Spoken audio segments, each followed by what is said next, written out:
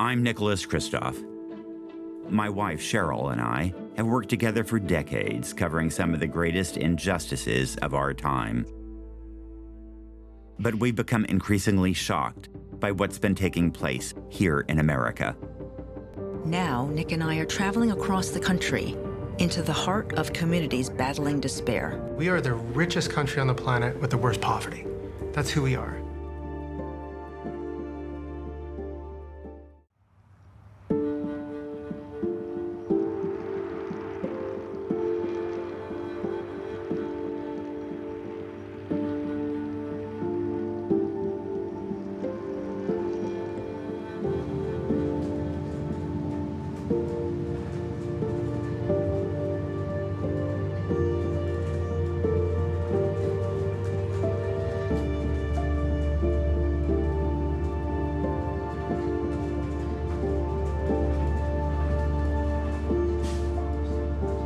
One of my most powerful memories from childhood is the number 6 school bus.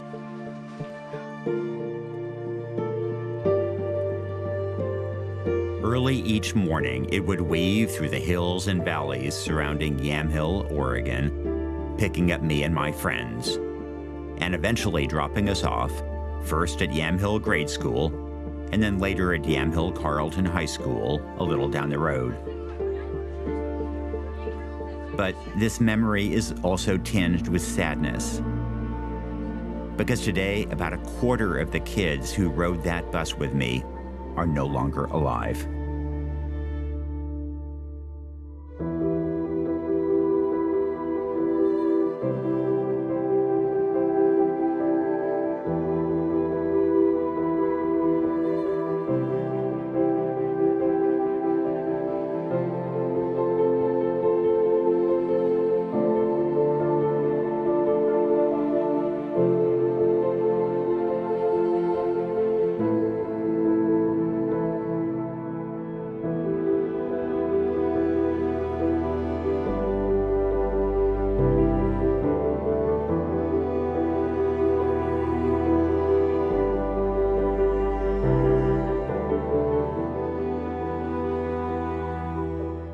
I'm Kristof. My career as a journalist has taken me all over the world, reporting stories of inequality, suffering, and humanitarian disaster. My wife, Sheryl, and I have worked together for decades, covering some of the greatest injustices of our time. Kristof and Sheryl WuDunn. Their coverage won them a Pulitzer Prize, which will be presented to them today. But we've become increasingly shocked by what's been taking place here in America. Life expectancy is dropping, drug addiction is rising, and more people are homeless than ever before.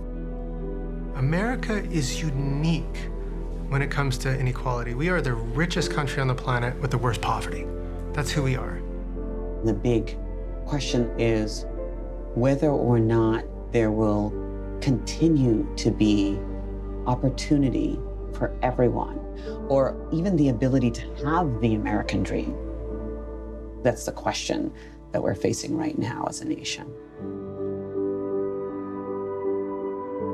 For me, the story of inequality in America has become increasingly personal. It really hit home when my high school buddy, Kevin Green, died, age 54. Kevin and I rode that number 6 school bus together. I wrote a column about him in the New York Times. Kevin's story seemed to touch a nerve, and I was struck by the lack of empathy in many of the comments.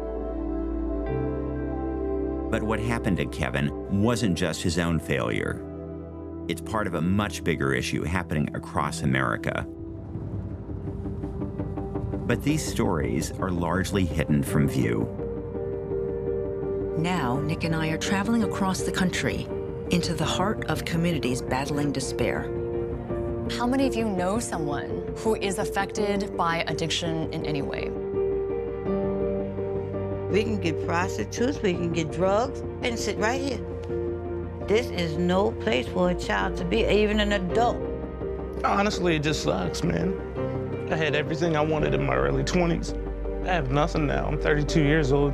We want to understand how so many people fell through the cracks and what can be done to change things. If I had enough ability to help everybody who wanted to achieve their dream, I would do that. It just kind of warms my heart to see you clean, being a great dad. You are a happy kid. What color is that? Blue. Whoa. How do we help people? How do we give them a better chance? And what kind of country do we want to live in?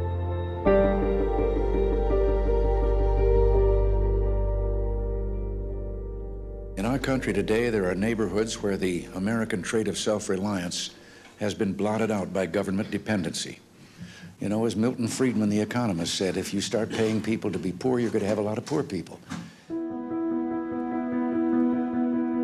There's an idea that's been gaining ground in American politics for the last 50 years, that poverty is just the result of individuals making poor choices. True poverty is being driven by personal behavior, not an unfair economic system. And that all we need to get ahead in life is to lift ourselves up by our bootstraps. The reason we're a great country, and we are a great country, is not because of what government did for people, but because of what people did for themselves. This story of self-reliance is nothing new. The idea of the rugged individual is deeply rooted in the American imagination. First of all, the government doesn't have any responsibility. People have responsibility. But politicians began exploiting this idea to slash welfare and other anti-poverty measures across the country. A long time ago, I concluded that the current welfare system undermines the basic values of work, responsibility, and family.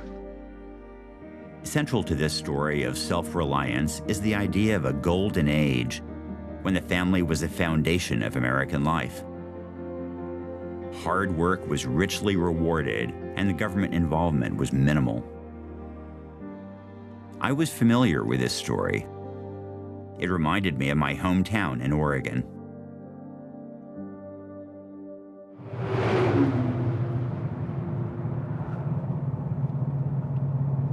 And here we are in Yamhill. And don't blink or you'll miss it. Here's the school. Yamhill is a little farm town southwest of Portland with one traffic light, 4 churches, and families who have lived here for generations.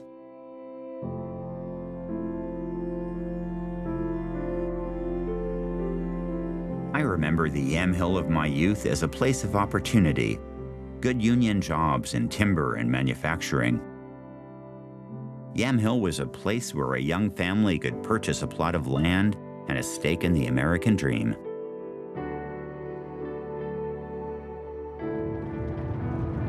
This is where I learned to drive. Right here on this road. It's this little road.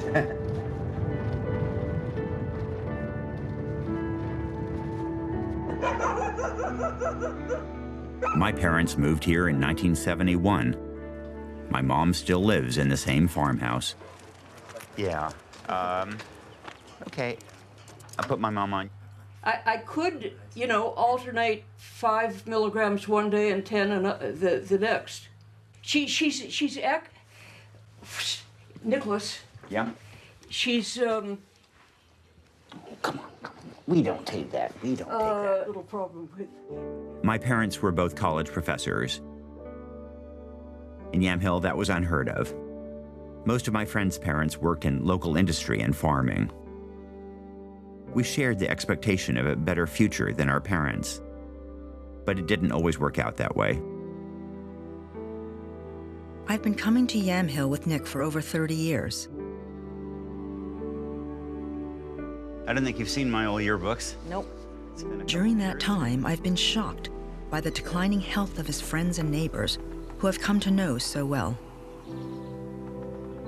I grew up in New York, the grandchild of Chinese immigrants.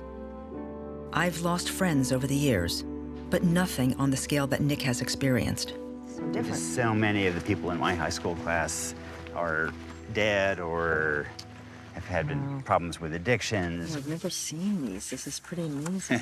Everybody looks so happy and innocent and carefree, and you know, it was just a time of hope. The theme for our prom was Stairway to Heaven, and it was this, you know, It really did seem like we were on this stairway. Right. Life here had gone so much better over the last few decades. Everybody seemed to be living a much better life than their parents had lived. And then it just kind of blew up. Recognize that guy? Oh, yeah. That's number 2. Well, but looks like I'm about to pass him. They just took a picture a moment too soon. So, oh, there's Kevin. That's Kevin Green in front, leading the way. He's a good runner. Kevin and his brother, Clayton Green, were close neighbors of ours. Kevin was a good buddy.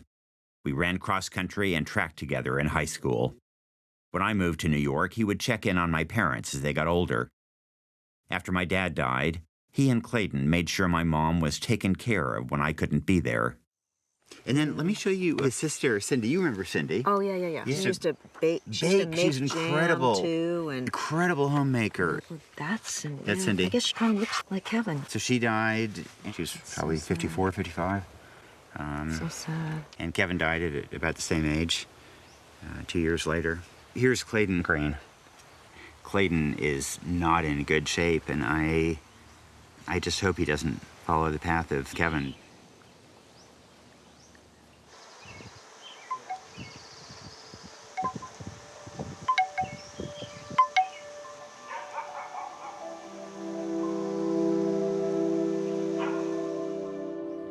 Kevin was a super really nice guy and stuff. Left a big hole in the world, left in my heart too.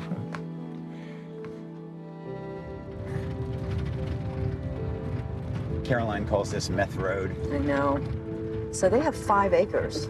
5 acres, so it's, a very small farm, but they can grow, they can grow food for themselves. And, if they didn't have this place, the whole family would be in. No, I know. I mean, such difficulty. Thanks to their dad, who bought the place. I mean, but good blue-collar job and supported his family and was able to buy a 5-acre farm.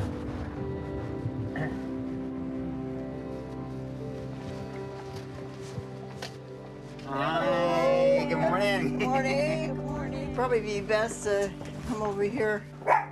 All those photos. Hi, Clayton. How good to see you. There's Kevin. Oh, that's Kevin. That's a good picture of him. Yeah, that's a good one. So you guys moved here in 1970, you said? 72. 72. One of the reasons we moved to Oregon in the first place is because their father was out of work for 6 months, and we used up all our savings. And we had friends that had moved here, and they said, there's lots of work up here, come on up. And we've been here ever since. The early 1970s did indeed seem to be the golden age we Americans had been promised, where through hard work and determination, people could make it on their own. But we Americans were not on our own. The post-war economy was fueled by substantial government investment. And Irene and Tom Green and millions like them were riding the wave of prosperity that followed. Policies like the GI Bill offered grants for housing and education. And huge spending on infrastructure lifted the fortunes of a generation. So what job did he have? He was a cement mason. He worked on the Fremont Bridge and places like that. And so that was a union, union job, union yes, pay? Yes, excellent cement mason, yeah.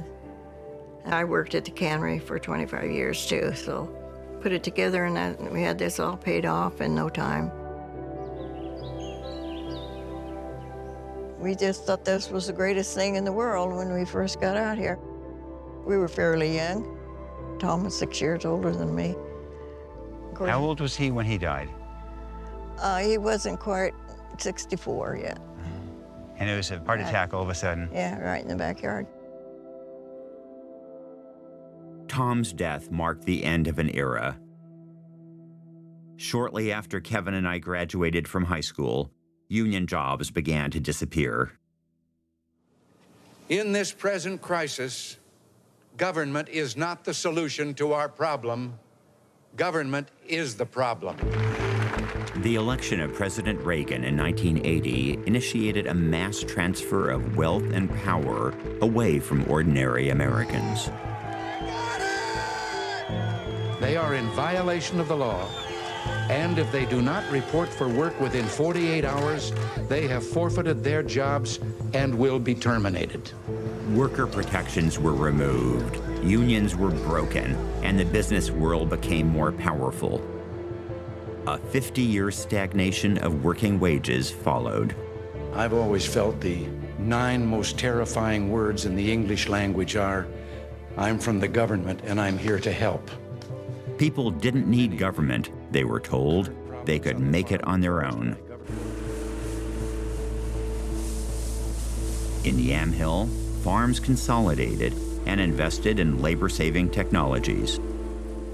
And in 1994, the biggest local employer, the glove factory, closed its doors.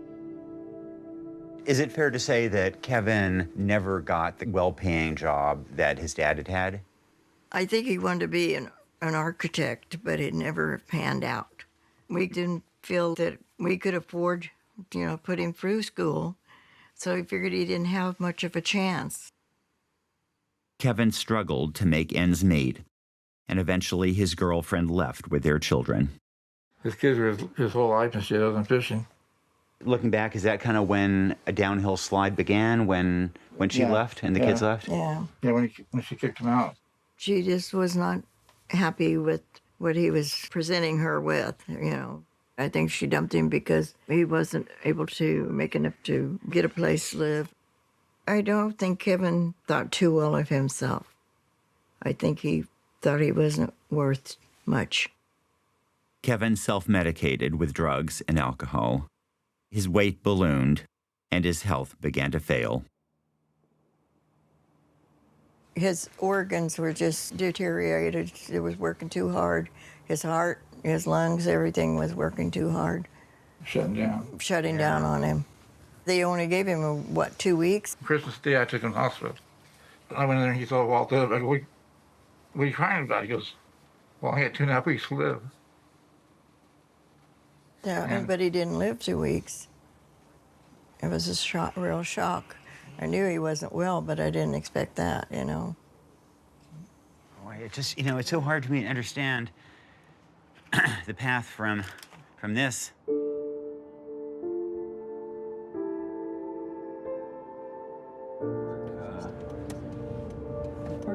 Like the rest of America, Yamhill has seen a devastating rise in drug use over the last 20 years. Hey, Rhonda. Rhonda Croker is a minister and a longtime friend of the Green family. Oh, we really appreciate it. Good to see you, Rhonda. Doing Kevin's funeral was one of the hardest things I've ever done in my life. Oh, wow. Because I knew that the reason why his body ultimately shut down was because of drug use. And that church was absolutely packed out. You could not, there was standing room only. Kevin was such a good heart. People liked him. He was the best guy in the world. He would walk 10 miles, literally. He would walk 10 miles to help you. His children were there sobbing, and his mother and his brothers, and all of these people that had been affected by him. But I could see all of these other people that are heading down the same road, and I told them, you've got to take a look at how you're living your life, because I don't want to be standing up here and have you be the next person that's in this little wooden box. I'm so glad you said that. It wasn't easy. Yeah. It was so hard because I feel a certain way. I feel an anger. Rhonda has a right to be angry. I'm angry too. As a country, we abandon communities like Yamhill at the moment they needed us most. Zealand died first, fell asleep drunk in the trailer house when Oklahoma burned itself up. And Farley, he fell in the river fishing and ruptured his spleen. Nathan died. I heard he sort of blew himself up making meth, Yeah. Farland's daughter died? Yeah, she was 32 or whatever. And his sister, she died of cancer 2 years ago now. Well, you just think through the people on the bus. It's just kind of devastating. So you said of the Lawsons, Willie killed himself? No, Mike did. Mike killed himself? Mike was the youngest. Jeff Collins. Jeff Collins? Yeah, he was my age. It's kind of striking how whenever I learn about an old classmate so often, it's bad news.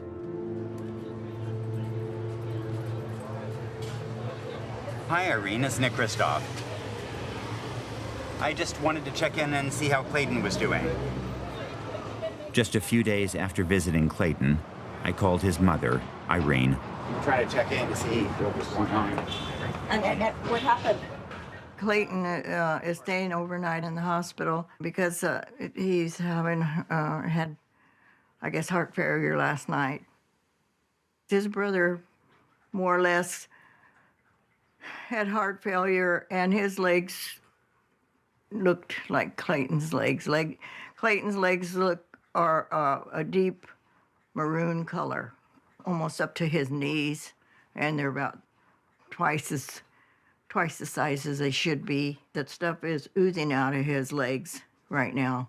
He's got so much fluid, and he had fluid on the lungs and fluid on his heart, and that's what they're doing, is pumping the fluid out.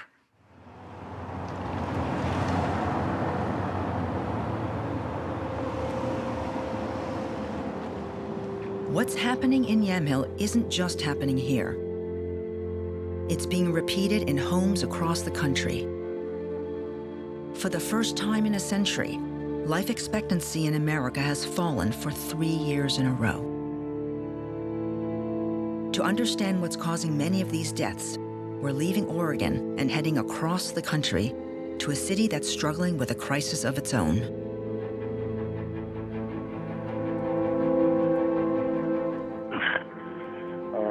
I'm a heroin addict, and I really need help, man.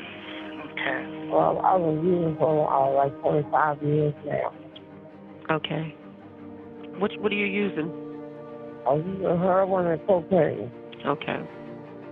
Drug overdose is now the leading cause of death for adults under 50 in the U.S. We've come to Baltimore, which has one of the highest opioid addiction rates in the country. There's a whole lot of people doing drugs on this block. There's people strung out, laying on the ground all the time. There's always fighting going on. Baltimore was ground zero for one of the greatest mistakes that America has made in the last 50 years, which is the war on drugs. It's now ground zero for a process of undoing some of that damage.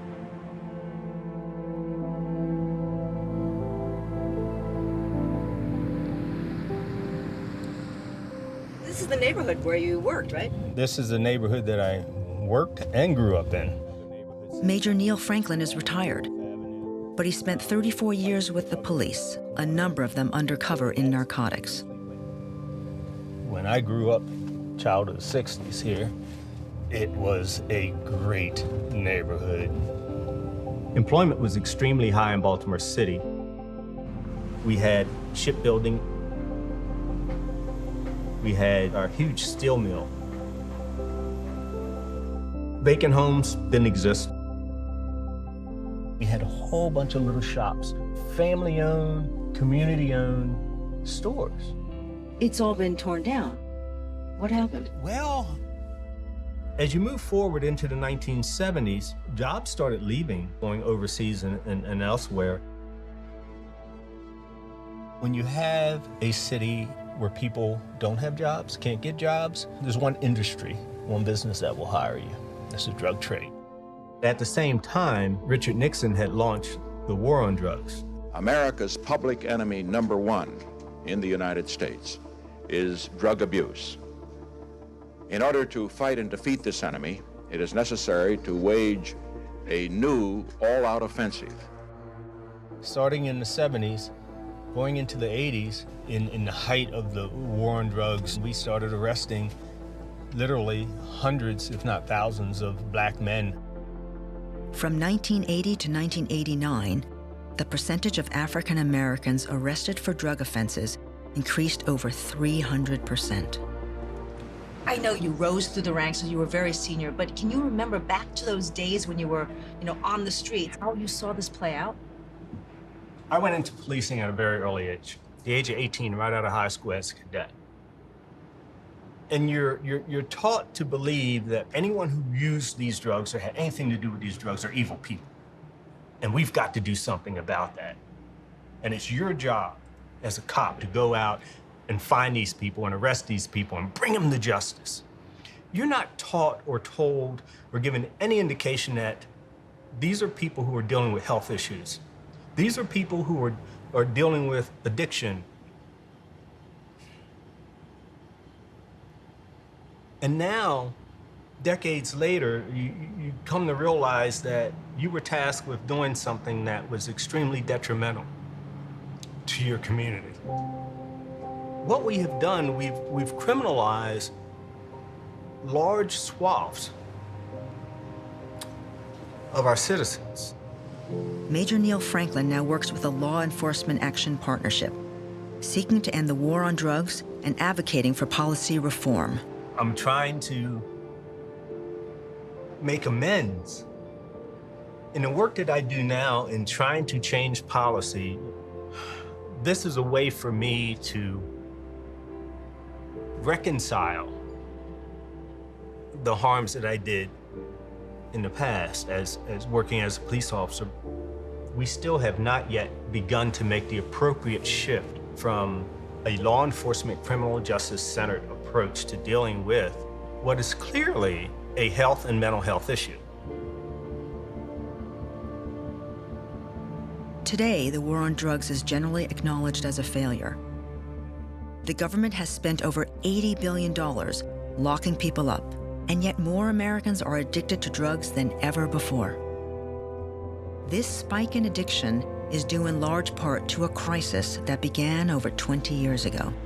Once you've found the right doctor and have told him or her about your pain, don't be afraid to take what they give you. In the 1990s, pharmaceutical companies began to market opioids as a safe solution to pain management. Some patients may be afraid of taking opioids because they're perceived as too strong or addictive. But that is far from actual fact.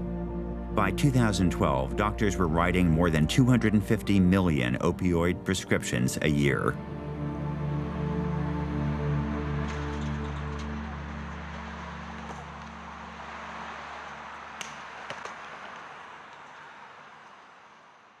I knew for a while I had an issue, you know what I mean? But I didn't want to stop. I wanted to quit bad, but the whole time in the back of my head, I wanted to use. It's like an itch you can't scratch.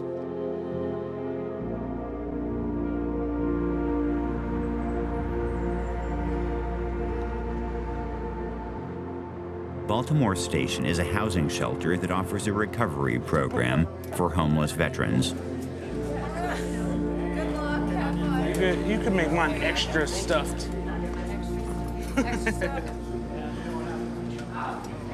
I just got out of jail and didn't have anywhere to go, so Baltimore Station basically gave me a home.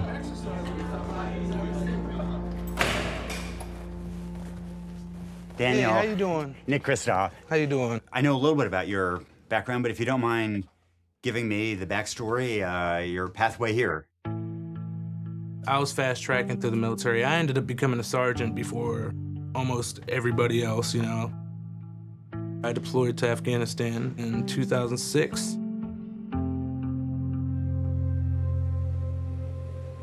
We were in a convoy, and Taliban had buried a pressure plate. We drove over it and blew the front of the truck up. The boom happened, and I remember it was slow motion. And all you saw was smoke, and at the time, like, my legs hurt so bad that I remember just, like, I didn't know if I had my legs, so I had reached down because I couldn't see anything, and I felt my legs, and I was like, you know, in my head, I was like, thank God I didn't lose my legs or nothing like that, you know?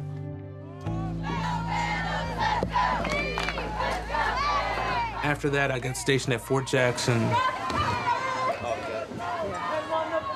I was having serious issues with my knees at the time, so I went and saw a doctor. I started, you know, taking oxycodone, and eventually it ended up to be like, you know, oxycodone 30s and Oxycontin 80s, and I was getting a ton of them a month. Did addiction begin with prescription painkillers as a result of when you were in the military? Yes, it definitely did. I ended up going to a different pain management doctor, and the first time seeing him, he was like, you're on more medication than somebody with terminal cancer would be on. So the doctor cut me down, like big time, like half of what I was getting. So I was going through my pills like crazy because I always said I was never gonna shoot up, use a needle. Me being me, I was like, all right, let me try it one time. I just want to see what it feels like, and I'm not gonna do it again. But after that first one, I never stopped. That's when I became a full-time user of heroin. When it first became a problem, my son was probably about 4 or 5. He didn't deserve that. I ended up going to jail. My first charge was the distribution of heroin. I was gonna be a career soldier. That's what I wanted to do for the rest of my life. I see where I was and now where I'm at now, and I feel like that it's just ruined my life. It really has. A decade later, I have nothing. You know, I'm sure you acted in ways that were self-destructive. Oh, yeah. But I think they acted in ways that were pretty destructive, too. I found Daniel really interesting because, you know, here we are in Baltimore, a city that has this long history of underground drug trade, and yet the people who got Daniel addicted weren't, you know, drug dealers on the street corner.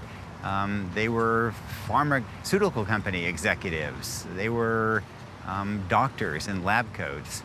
And it just felt so tragic that here's a guy who is out risking his life for the country getting shot at, and it feels like the country kind of let him down. Like Daniel, 80% of heroin users began with prescription painkillers, and the effects are devastating. Today, every 11 minutes, another American dies of an opioid overdose. It's a historic national crisis, an unprecedented historical phenomenon. You have to go back 100 years to World War I and the great influenza pandemic of 1918. Young people in America are dying at an unprecedented rate from pills, heroin, and fentanyl overdose. How many of you know someone who is affected by addiction in any way? It could be opioids, it could be alcohol, benzodiazepines. Really, I think it's all of us. That's why the work that you all do is so important, because you really are the front lines. Baltimore's health commissioner, Dr. Lena Wen, is pioneering a public health approach to the opioid crisis. I think back to all the individuals who came into the ER, who I prescribed without thinking about it, because this was just what I was taught to do.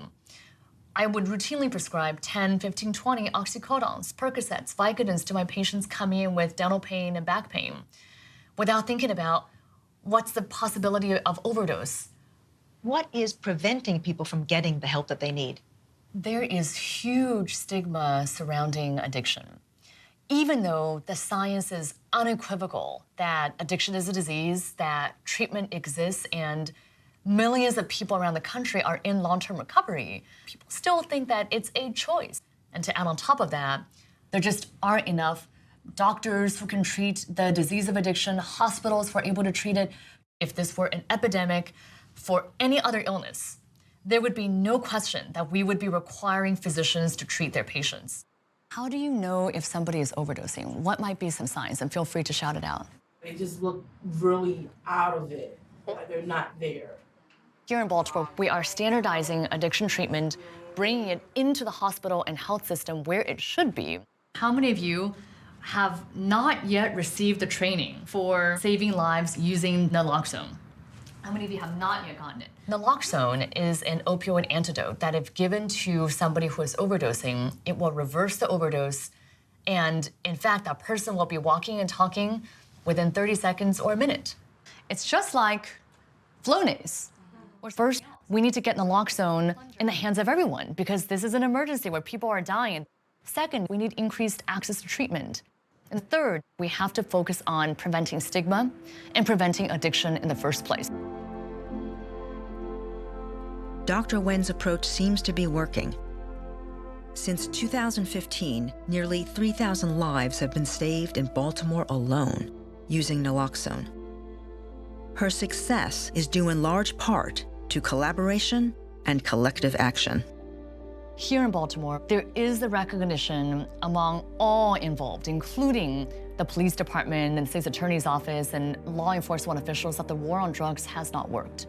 That public health and public safety need to come together, because even though our approaches are different, and sometimes are in conflict with each other, maybe there is a way for us to work together that's positive. There is a pilot that we started in Baltimore called Law Enforcement Assisted Diversion, or LEAD. Individuals who are caught with small amounts of drugs are now being offered treatment instead of arrest, prosecution, and incarceration. This is Matt. He's a new guy. He's recently homeless. And he's in LEAD? He's one of the ones I've been trying to. Hey, Matt. You good, bud? Yeah, I'm good. How you doing today? You eat today? Yeah, some lady bought me food at Barnes & Noble. Barnes & Noble? Okay. You need some sunscreen, brother. No, I got a huge tan. I see that. All right, man. Have a good day. Hey, listen. I still want you. Thank you. All right, brother. Appreciate the concern. Doing this for the last year and 5 months, I've gotten a real good feel of when people are ready to talk. Ready. And he's in the mood to go. Mr. Vaughn. What's going on, man? Good? Well, here's the deal, all right? State's attorney wants me to try and press charges on you now that you've been so resistant to the LEAD program. I know, but It's right down the street, and all I want you to do is talk to him about what your needs are. Lieutenant Steve Olson has witnessed firsthand how an aggressive arrest strategy has failed to prevent drug crime. He has arrested hundreds of people, only to see them come back through the system over and over again. What the program does for me is it enables me to take somebody into custody, assess and address what needs, immediate or long-term, they might have, and refer them to case managers and social workers if appropriate. So essentially you're responding to low-level users, not with handcuffs, but with guidance, support, direction. At the very beginning, handcuffs may be part of it. It isn't the end of it. And you see this through the prism of law enforcement, but you also see it through the prism of a family. My brother was 34 years old when he passed. And by the time I found out that my brother was using, he was up to $300 a day in heroin. In fact, I found out that my little brother was buying dope in the exact neighborhood that I was policing. I was out of the country. So I didn't know that he had dropped off the face of the earth. What I did know is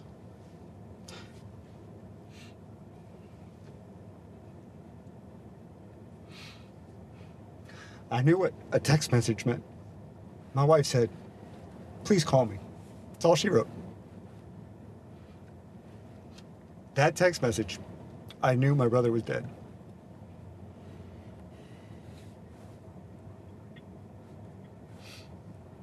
I'm so sorry. When my brother first started down this road, he did something wrong. He broke the law. He made a decision, and that was a moral decision. And somewhere down the line, during his course of addiction, during the way he lived his life, it stopped being a moral issue. It started being a health issue. Who are we to judge? When you feel as though you're lost, as my brother felt, you're not going to seek the resources. And it's not made easy. The barriers to healthcare, the barriers to the support that people need are large. They're not big for you and me, but we are not motivated by an internal pain, a feeling of illness, a mental block of people don't love me, I don't deserve this. It's the biggest barrier is realizing that you are wanted, you are needed. If we want to truly end the opioid crisis, we need to understand the basic causes of suffering and pain in America, and those are profound. If we don't address those, if we don't address the root suffering of Americans, even if you took every opioid pill away, that suffering will manifest into another social and public health problem.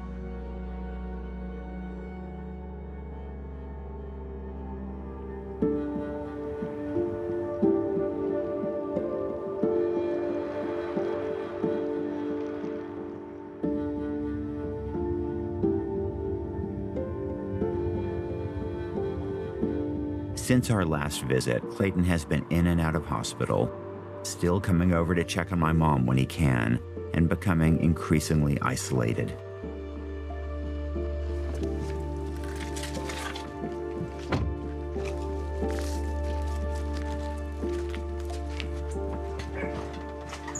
Hi, how are you doing? Have you been outside? It's a gorgeous day out. Oh, yeah, it's beautiful. I didn't know what had happened. I didn't know that he collapsed there in the hospital. And the doctor told me, he said, well, Clayton's very ill and he may not make it to the night. And you had you had water in your lungs? Yeah, just heart failure. Put the call. I like to come up here and look out across the valley. When I get aggravated at something that was going on I wasn't happy with, I would sit down here close to that oak tree down there until I could calm down. What about Clayton? I worry about how he's doing. I don't think he's getting any better. Really, I don't. And he's trying to put up a big show right now, but I think he feels it a lot. He's struggling. I help him put his shoes on, and I help him put his socks on. Sometimes I even have to help him put his jeans on. He has fallen at least 4 times since he's been out of the hospital. And when he fell with the jack, the people had to pick him up with a tractor. His doctor told me he didn't think that he understood exactly how ill he is. But he came home this time, and he started making out a paper saying what he wanted people to have that belonged to him. So he's making out a will. Yeah, well, more or less, yes. See, I didn't really put on a lot of weight till like 3 years ago after Kevin died.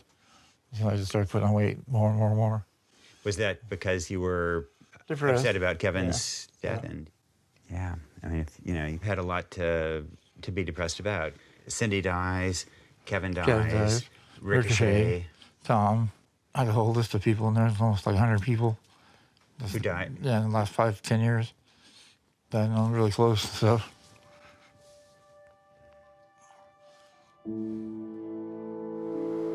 I'm struck by the amount of loss Clayton has experienced and the pain this has caused. But like so many men of my generation, Clayton has learned not to be vulnerable. Always willing and ready to help other people, he refuses to accept help himself. I'm worried that this stubborn self-reliance may be killing him. To the school days, the number 6 bus, does that seem a long time ago, a different world? No, not really. I was always in trouble for one thing or another. You had to sit up front in the bus, right? Because you were a fighter? Yeah, I was the instigator of everything. I think you were a real headache to the school, but I think they made a terrible mistake pushing you out. And I know you're smart, and I know Kevin was smart, and I know you work hard, and The school was boring. Yeah. I guess to a certain point. But you liked it a lot better than everybody else. I did like it. I really did. So we used to remember dragging 2 backpacks full of books and stuff everywhere. Well, I quit school because I got kicked out for fighting and stuff. And my dad goes, well, if you ain't going to school, you're going to get a job. I said, well, good, find me a job. And 3 days later, he goes, well, you're getting to work, getting at 4 o'clock in the morning going with me. I said, great. So I started my job. And then that promise never held up. It's the kind of jobs your dad had went away. Yeah. Yeah. The business, like doing concrete and buildings and stuff, whatever, also down big time up there. And everybody's on unemployment.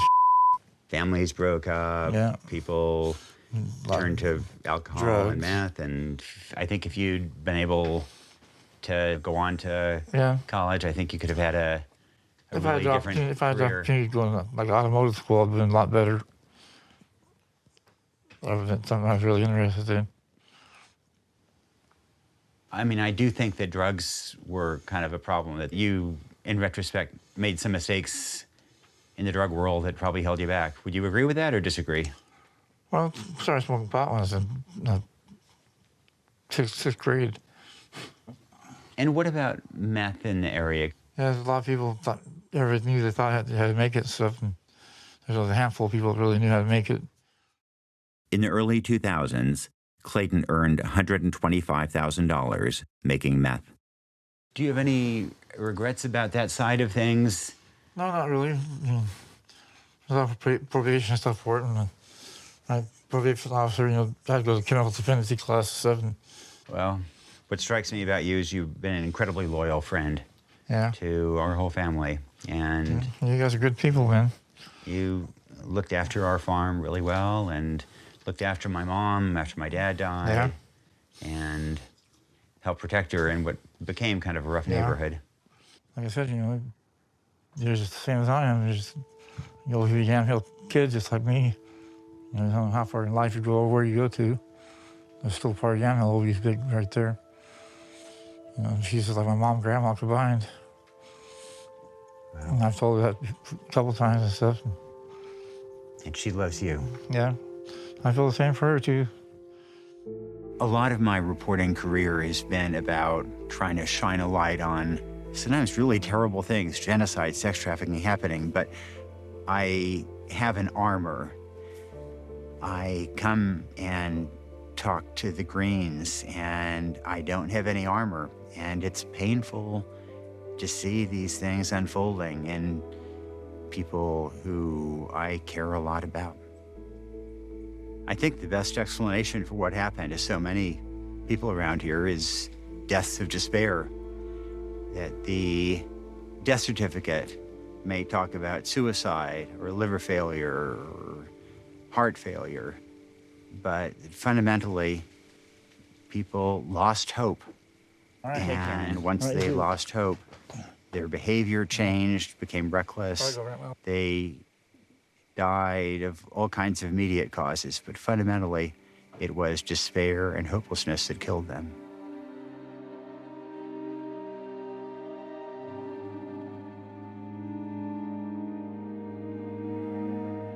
Tragically, deaths like these are happening all over America.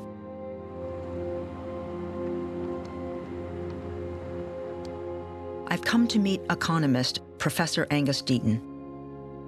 In 2015, he and his wife Ann Case published a groundbreaking study which showed that deaths among non-college educated whites were rising dramatically.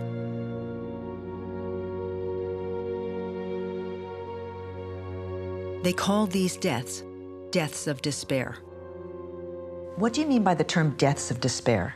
Well, originally the label was just attached to a very precise thing, which was if you're dying of a drug overdose, if you're dying from suicide, or if you're dying from alcoholic liver disease, that counted as a death of despair.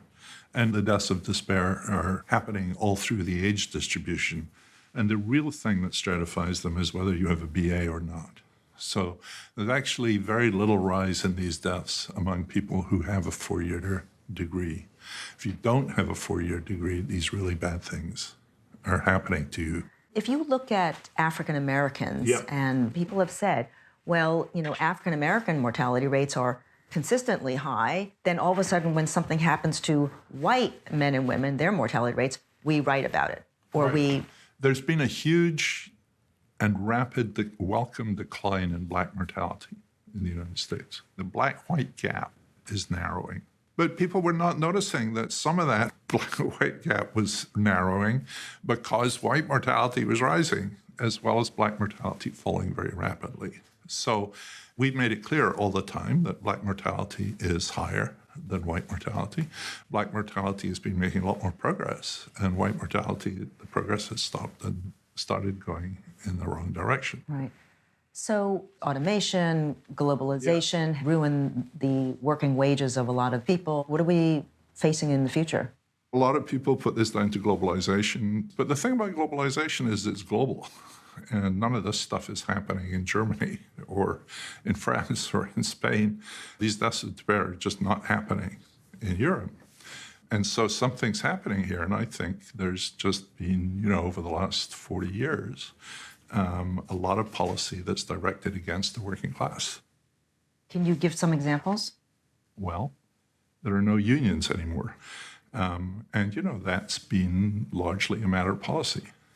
And unions did a lot of stuff for people. I mean, they got them higher wages. They fought politically for measures that were pro-worker. And I think the balance of political power in the U.S. is much more anti-working people than is true in Europe.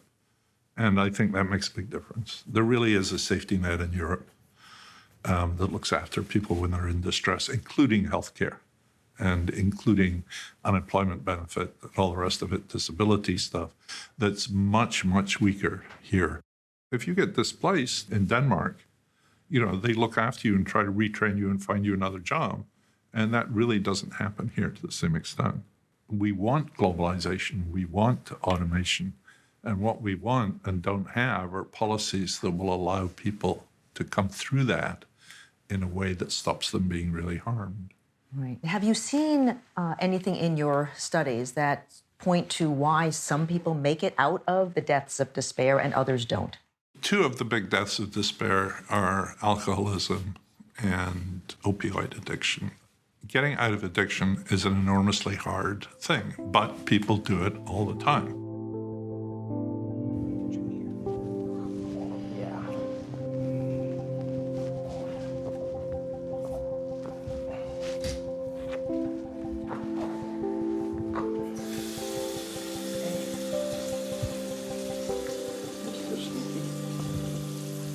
I have buffaloed my way through a lot of my life when I was younger. And everything I did in my past, I haven't been able to make amends to those people, but I'm having faith that I can succeed now. Drew Goff is currently living in housing for men recovering from addiction. He's been here for 9 months with his son, Ashton. I'm trying to live, man. I'm trying to do better. And the progress that I've made now is more than before. So more than before is better. Drew's dad, Ricochet, was a close friend of mine. In 2014, I wrote an article about Ricochet. He died a year later, following decades of using and abusing drugs and alcohol. Hey, man. What's up, Hey. Nick? How's it going? How are you doing? Welcome, come in. Yeah. Hey there, Ashton. Say hi, Ashton. Hi there. Say hi. Say hi, Nicholas. I had heard that his son, Drew, was also struggling with addiction and was serving time in prison. Sheryl and I wrote to Drew and sent him the article. You were a happy kid. I might trade you one of mine for this age. Not for sale. Not for trade, barter, or sale today. So tell me about this place. What's it like? For one, it's like home. It's pretty homey, but it's a transitional house for dads that are trying to get their kids back from DHS care. Today, Drew is rebuilding his life, and I want to understand how he has made that shift from addiction to recovery. Our spot right here. All right. You've come such a long way since prison days. Yeah, it's been an adventure. I was going through my letters and stuff, and I found the article you sent me. It's you, Ashton. That's your grandpa. He was my buddy. Yeah. Yeah. He had a cool name too. His nickname was Ricochet. Started using as a teenager. Started skipping school, hanging out with other people that were using. Found out I could steal, and people would buy the that I stole, whether it was from my family or anything. So that's basically how my addiction was all the way until 9 months ago. And your first felony conviction was when My first felony conviction was when I was 18 and went to adult prison. Got out and violated my parole, I don't know, 10 times probably. As an adult, I don't know, I have 15 or 16 felonies. 15 or 16? Something like that, yeah. Oh, wow. I was just a miserable person. How did you end up at Provoking Hope? My mom worked there. She hooked me up right after I got the letter from you. My mom was like, hey, I got a job at this really cool outreach place, and they can help you with substance abuse, and they have resources. What do you want to do? And I'm like, sign me up. At that point, I was willing. The very first time he walked in, he was so skinny, and there wasn't much life in his eyes. He was set in that faulty belief that he was an addict, he was a criminal, and that's what he was. What's up, Matt? Here we go. Thanks. Hi, Diane. How are you, I'm bud? good. How's it going? Good to see you. Good to see you, too. So how is our friend? Provoking Hope offers guidance and resources for people suffering from addiction. Diane Reynolds is the founder and director. We're teaching them how to come home, out of their addiction, out of that dark place they found themselves in. But you're opening doors. Yeah, opening doors for them. And I call myself the chief floor scrubber. I'll scrub the floor, I'll scrub the toilet, and it teaches them they can scrub the floor and they can scrub a toilet. It gives them back just a little moment of hope that they're valuable and they can have a purpose. And that will pull them up out of that place that they've gotten themselves into quickest of anything that I know of. One of these days, huh? Yeah. It wasn't something I studied for. I didn't go to college to learn how to do it. I just had a deep passion to be a part of a solution for people who were losing their children, losing their moms, losing their dads. One of the things that I absolutely love to do is somebody who's come in maybe, a month. I'm convinced they're not using. We're talking to probation. We know that they're doing their steps. I'll hand my car keys over to them and I'll say, well, I need you to take my car keys and take my car, and here's my credit card. And I need you to go down to blankety blank store and buy, whatever it is that I need. And does your bank or your car insurance company know about this, Diane? They just ashen out. They literally lose all the color in their face. You want me? Do you know what my crimes are? Of course I know what their crimes are. And I said, I don't have any reason not to trust you. I believe in you. They're here to get help. And that, in my opinion and in my mind, is a societal shift that needs to happen.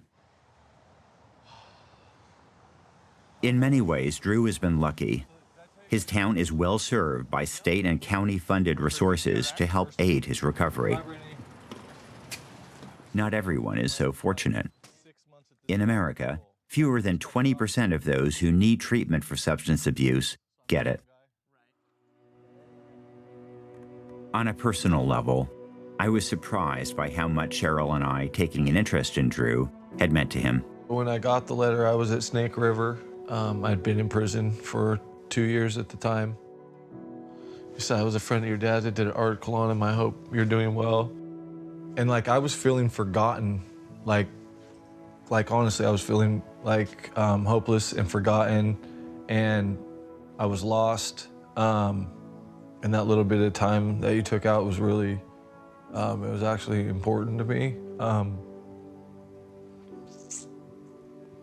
Because I at that point I had given up. My dad had passed away. He was really confident, like he was my dad. You know what I mean? I mean, just that little piece of, I was able to remember him a little bit. So it was important.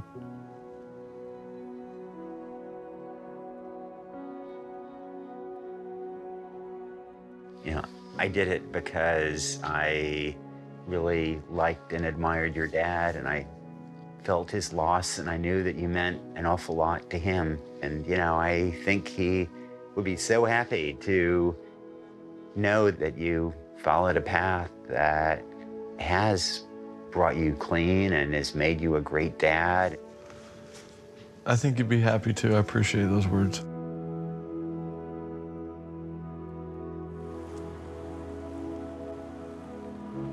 Hello?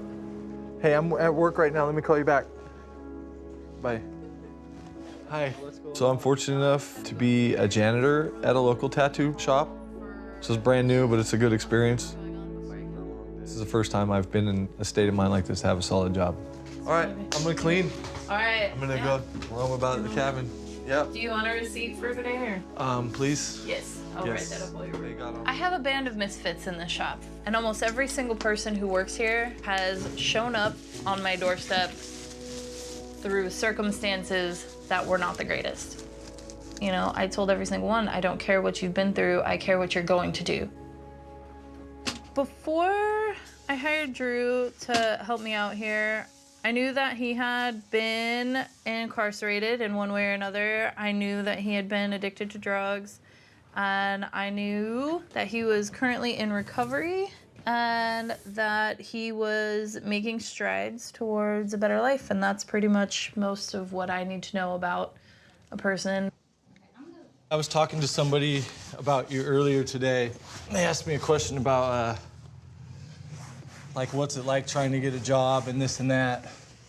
I was like, well, matter of fact, I happen to know somebody that believes in people. I was like, this is like important to me, and I do appreciate you. Yeah. Well, you're good people and you deserve good things. Yeah. So. You're pretty kick-ass yourself. Some days. Yeah, most. I'm gonna say most. I'm not rich. I have 2 roommates. I don't own my house. I barely own a running car. But there needs to be people that are willing to say, hey, let me help you. Why are we just looking at each other like, if they're not doing as well or better than I am, why are those people the bane of our existence? Like, why? Bam. Nice meeting you. Good to meet you. I will see you later. All right. If I had enough ability to help everybody who wanted to achieve their dream, I would do that.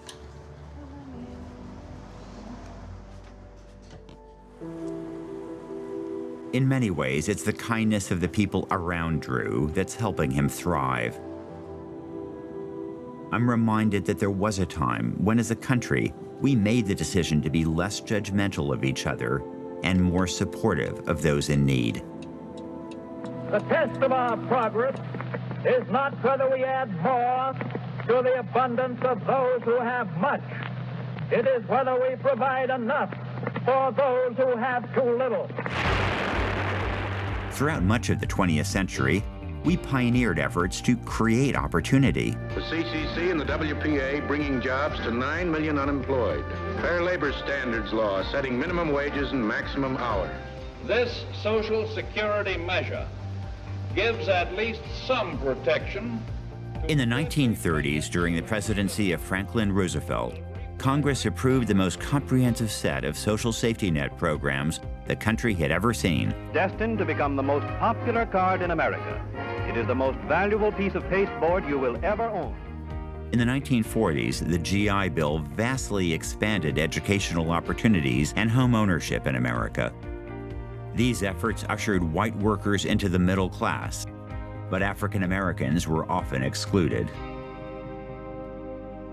We must make sure that every family in America lives in a home of dignity. In 1965, President Lyndon Johnson established a new government agency, Housing and Urban Development, or HUD. This act pledged to address the country's housing problems. It represented the belief that affordable housing was a fundamental right and essential to the well-being of every American, regardless of race or income. In years to come, I believe this act will become known as the single most valuable housing legislation in our history. Johnson massively expanded funding for federal programs, putting millions of people into affordable housing. But less than 20 years later, the political atmosphere changed. President Reagan cut HUD funding by a tremendous amount. The effect of Reagan's cuts lasted for decades, and we're still living with that legacy today. We saw this kind of gutting of public housing, the dynamiting of public housing complexes.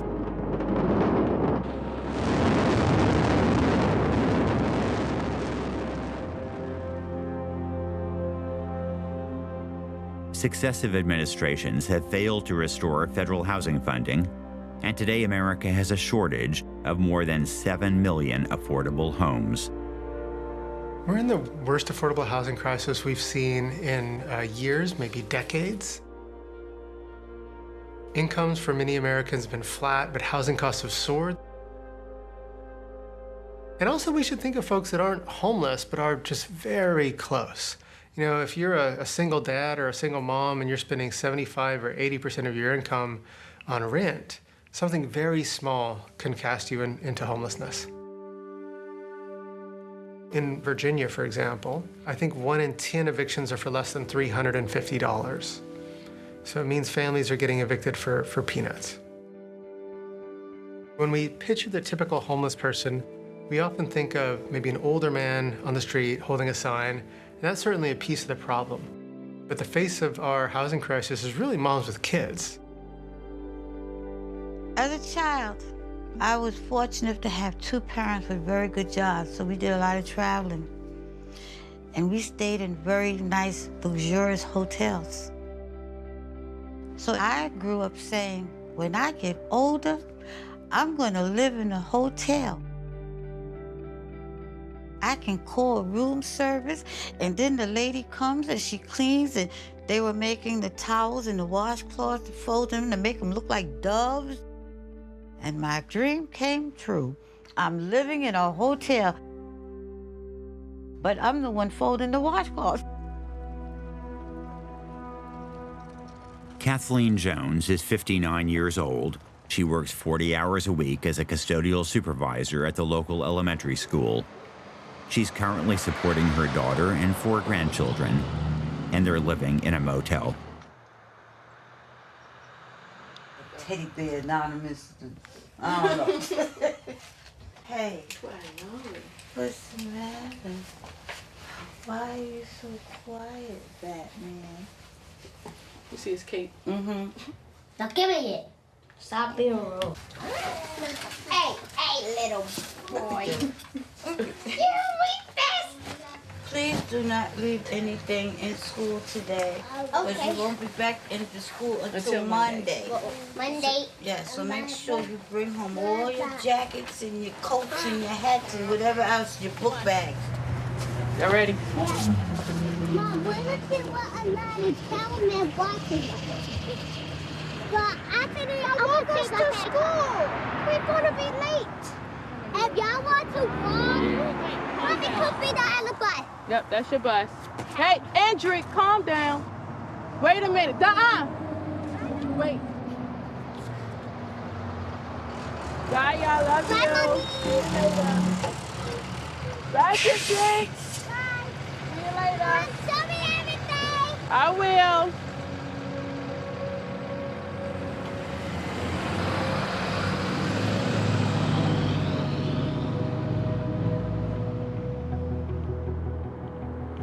Chesterfield County is an affluent suburb of Richmond. It's also home to a growing number of Americans hidden homeless, families living in motels.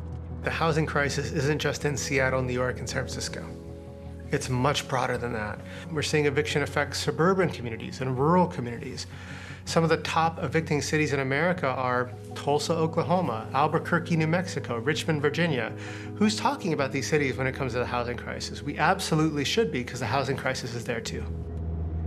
So tell me what we're seeing. Tell me about the area. This is Jeff Davis Highway. You know, 95 runs from New York to Florida. So this is where you came if you were going on vacation or whatever. So that's where all of these motels came from. Pamela Steele is a local real estate broker.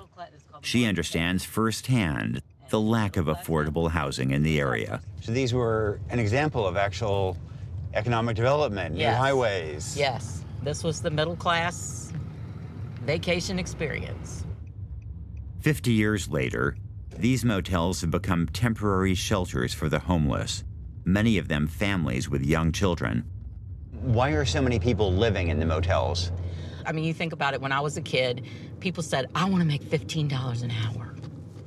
And I'm 59 years old, and there are still people who do not make $15 an hour. And those people in America have to go somewhere.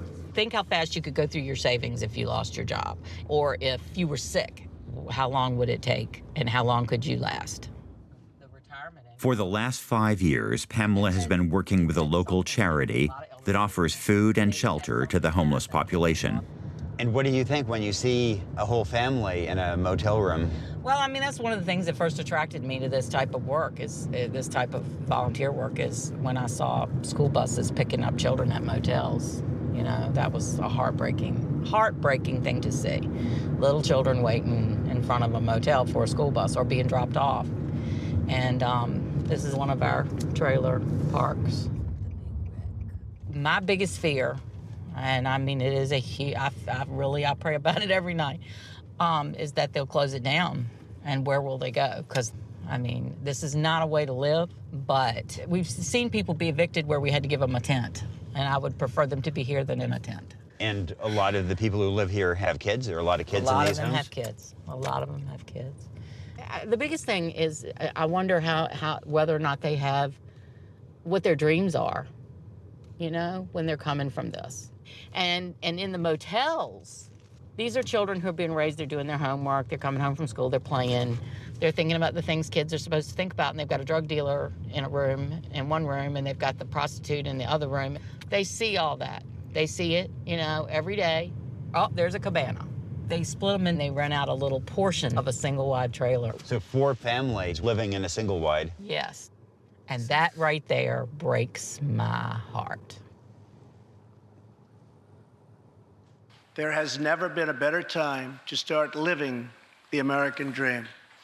So to every citizen watching at home tonight, no matter where you've been or where you've come from, this is your time.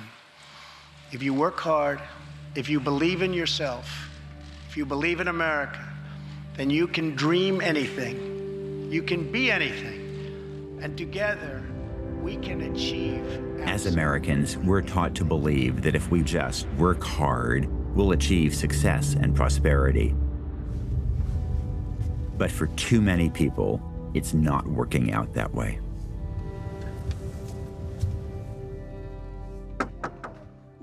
He said, who? He said, who? Who at the door?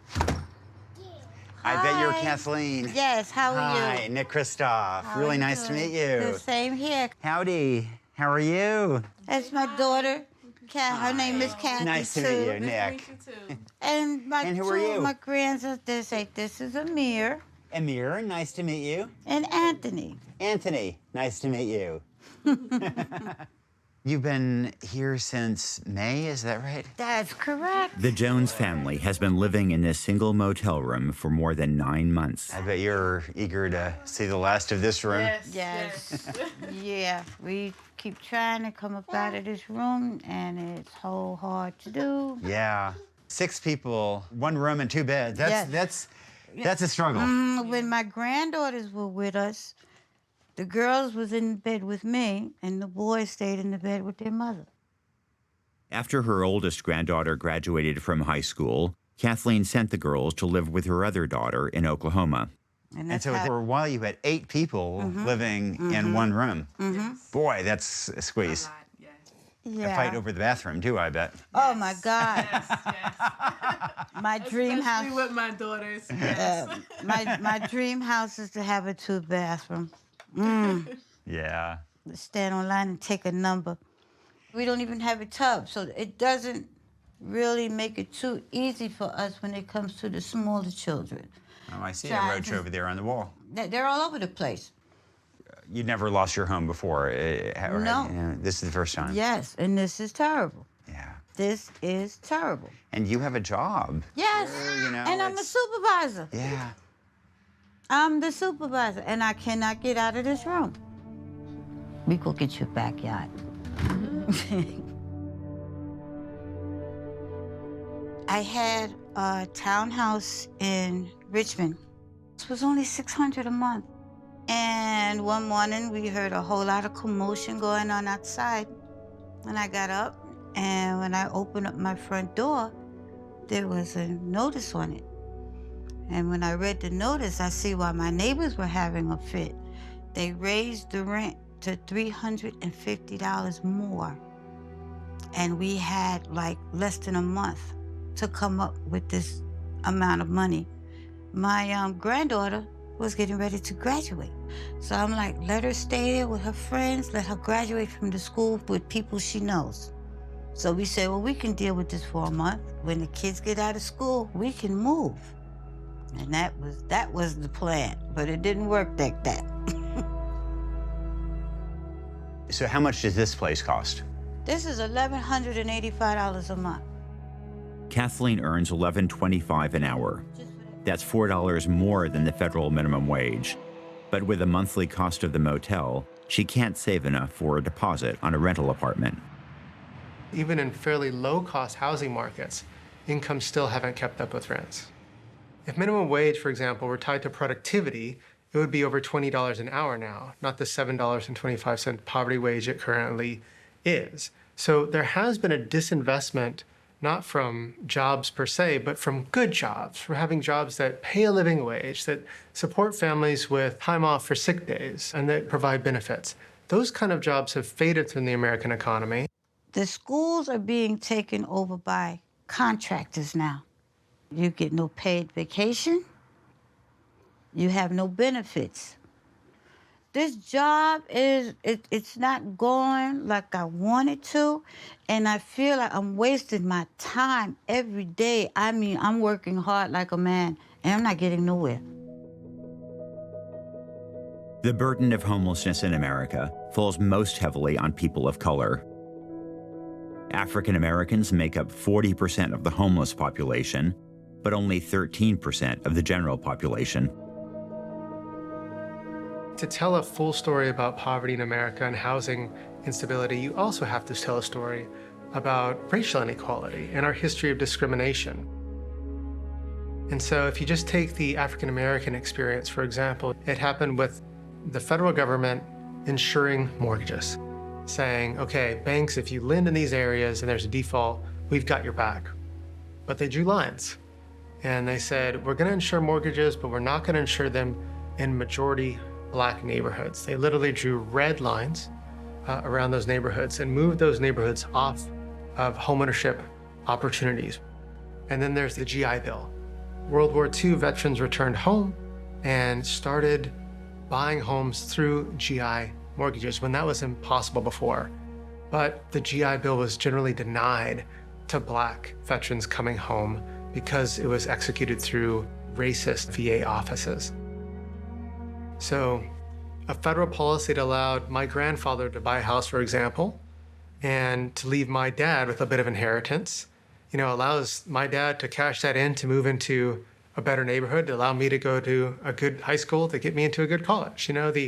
The legacies of redlining and the legacies of the GI Bill and how that cut across racial lines, they're not just reverberating softly in our background, they're directly impacting the lives of families today. How are you feeling with Thanksgiving approaching? Miserable. In my own home, we did the kitchen, and the friends was coming by, and every Thanksgiving, it's like a tradition that we watch the Thanksgiving Day parade. Okay, we got the chance to watch it this Thanksgiving, but there's two missing.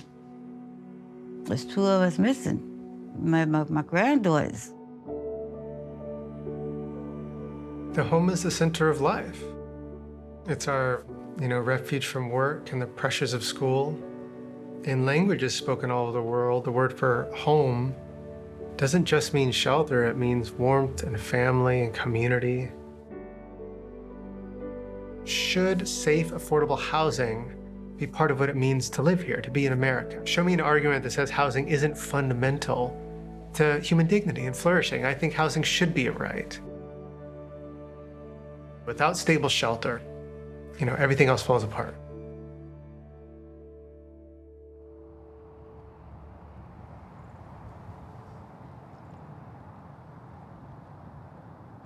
Look, the parade is starting. Sit down. I want to hold the Macy's star. No, you don't.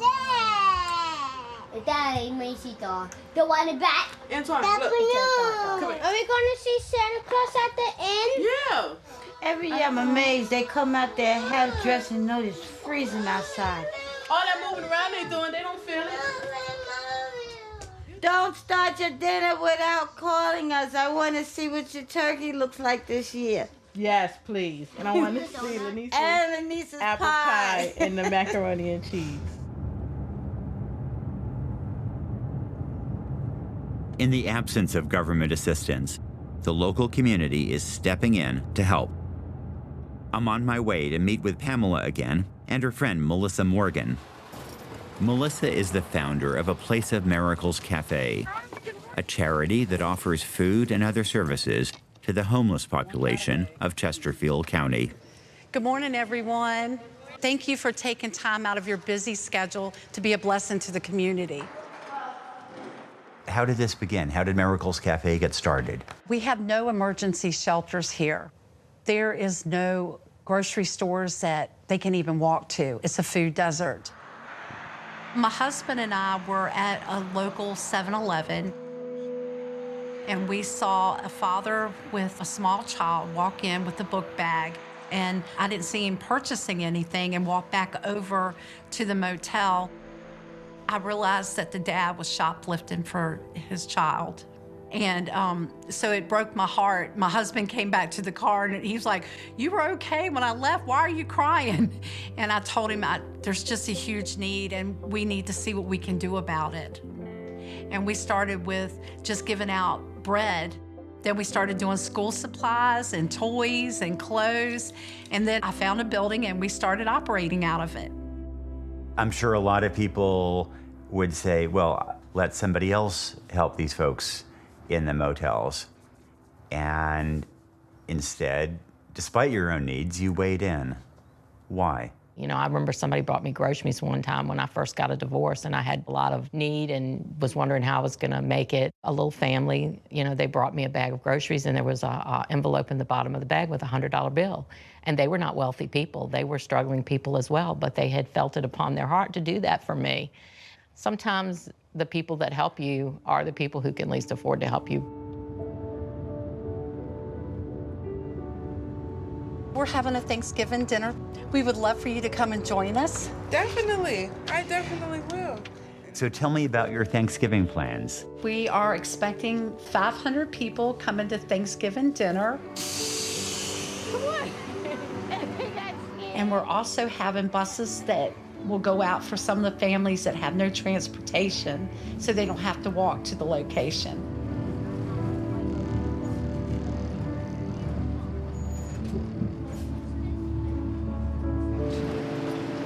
We have volunteers that serve, and we have a lot of women that's cooking, making pies. So it's like a big extended family. Right. It's a lot of fun.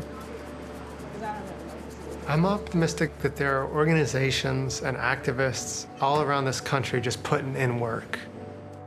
You know, their works have been thankless and in the trenches and not the cool social issue to deal with. It's inspiring. Hi, thank you. Thank you. Thank you. Pumpkin. Lemon. That one, that's a good choice. Brownies. There's more. There's cookies over there. Thank you. You're welcome. Thank you, guys.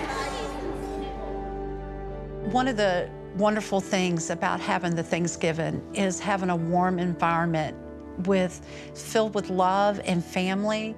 It's wonderful to see them sit, you know, with their families at the tables and really enjoy that and really be able to relax and sit back at a table and be served Thanksgiving and have that as a family and as a community. Happy Thanksgiving. Happy Thanksgiving.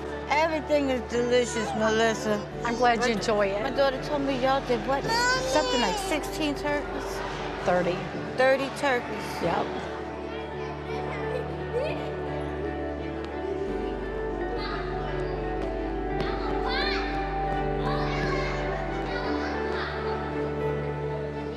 Why would you punch the turkey? What did y'all do to him? No, Antoine. Y'all are mean. Come here. Now the turkey's sad. Look what you did to the turkey. It makes me sad to think about other communities, other places where there are people that will not have a chance to have a nice Thanksgiving or even Christmas.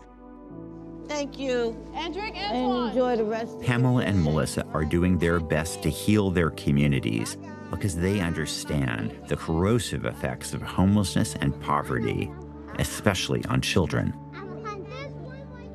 I was struck by something that Pamela told me at the end of our drive. Homelessness is trauma because it's embarrassing. And I know this because I've experienced it. To be poor in America, in some people's eyes, is shameful. I was ashamed of mine. My children were ashamed of it. To be homeless and poor in America is a shameful thing in some people's eyes. So that's trauma right there all by itself. The child poverty rate in the United States is among the highest in the developed world. Today, almost 1 in 5 children live in poverty.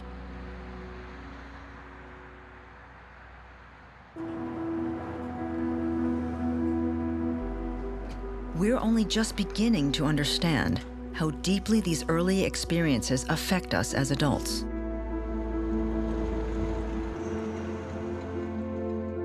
I've come to meet Dr. Nadine Burke-Harris, a pediatrician specializing in how childhood trauma influences our long-term health.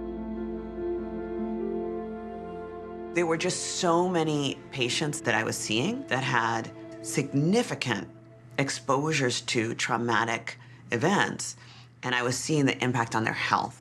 Generally, you can see the focus is on play therapy. Right, it looks very inviting. Yes, exactly. One of the cases that really was a game changer for me. I was in clinic, my regular pediatric practice, and I had a patient who was referred actually by his school for behavioral concerns, and they were worried about attention deficit. And when I saw him, when I looked at his medical chart, I actually had to double check myself because this was a 7-year-old boy, but his height was the average for a 4-year-old. And as I was talking to his mom and I said, when did you notice he started having behavior problems? She became tearful. And she explained to me that he really began having these behavior problems after he had experienced a sexual assault at the age of 4. And so when I spoke to the hormone specialist, I said, you know what? This may sound nuts, but is it possible that this child's growth arrest could be a result of the severe trauma that he experienced with the sexual assault? And she said yes. We use doll houses so that kids can model some of the experiences, things that may be scary for them, that are either going on. A year after making this connection, Dr. Burke-Harris came across a research study that seemed to confirm what she was noticing in her patients. The term ACEs comes from the Adverse Childhood Experiences study. They asked almost 17,500 adults about their histories of 10 categories of adverse childhood experiences. And these were physical, emotional, and sexual abuse, physical or emotional neglect, having a parent who is mentally ill, substance dependent, incarcerated, if there's parental separation or divorce, or domestic violence. Then they correlated these ACE scores against health outcomes. The two things that they found was, number one, ACEs are incredibly common. And the higher your ACE score, the higher your risk of mental health problems or substance dependence, but also things that folks hadn't previously been associating with childhood adversity. For example, someone with 4 or more adverse childhood experiences has more than double the risk for heart disease, 2.5 times the risk of stroke, triple the risk of chronic lung disease. And so adverse childhood experiences are incredibly common, and the more you have, the greater your risk of the most common and deadly conditions in America. And what we now understand, right, is that when we are exposed to adversity in childhood, that activates our stress response. And if we have too great of an exposure to adversity without the buffering care of a nurturing caregiver, that can lead to an overactivity of the stress response that can affect brain function, it can affect hormonal function, it can affect the immune system, and even the way our DNA is read and transcribed. And these biological changes are what is now known as toxic stress. A key part of Dr. Burke Harris's mission is to share this information. This is a movement. Our goal was to get the message out to families, to get medical providers learning about this information and engaged. We can educate parents and caregivers and help them understand that their role is to provide that buffering environment. Because if there's one thing that the science is showing us, is that healing is possible. And that's what I would like to bring to children all across America. If we want to change things for the next generation, early childhood intervention is key. I've come to Richmond, Virginia, where an innovative preschool is highlighting just how powerful this type of intervention can be. Jay, come here. I thought you was gonna help me. 3-year-old Jay has been living with his Uncle Tim and his family for the last 2 years. Who has candy? Both of Jay's parents are addicted to drugs, and he was born with drugs in his system. Out of the bathroom? No! That's what you said. You said out of the bathroom.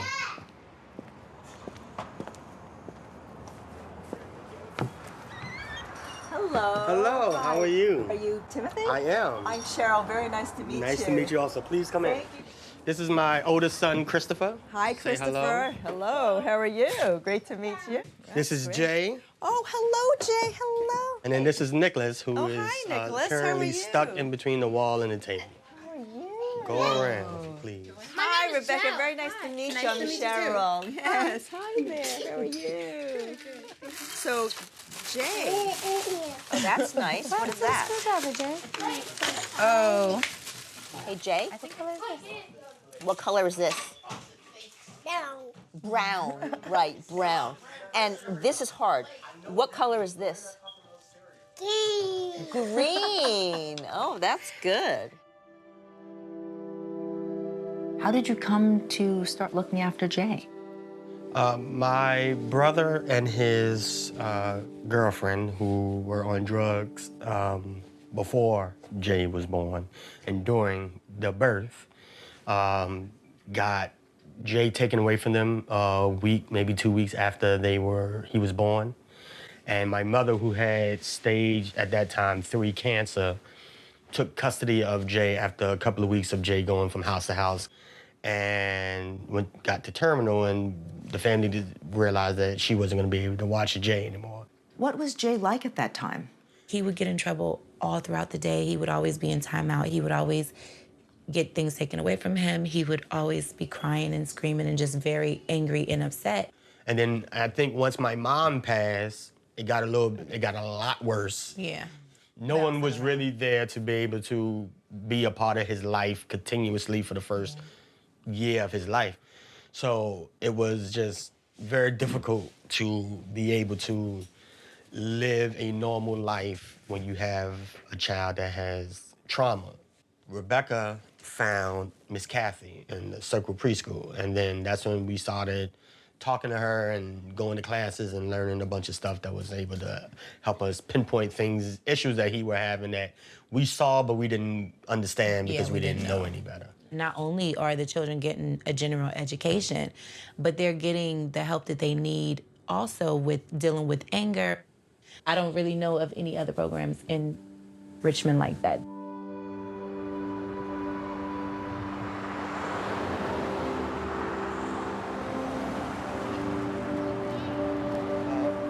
Denise, would you check in with Tim? Hi, Tim. How are you doing today? Is this how you put her down? Yeah. What about another? Do you want another?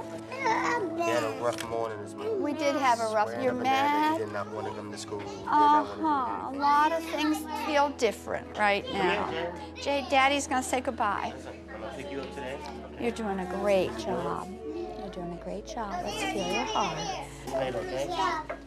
Circle Preschool is a part of Greater Richmond SCAN, which is an agency dedicated to supporting children who have experienced early trauma.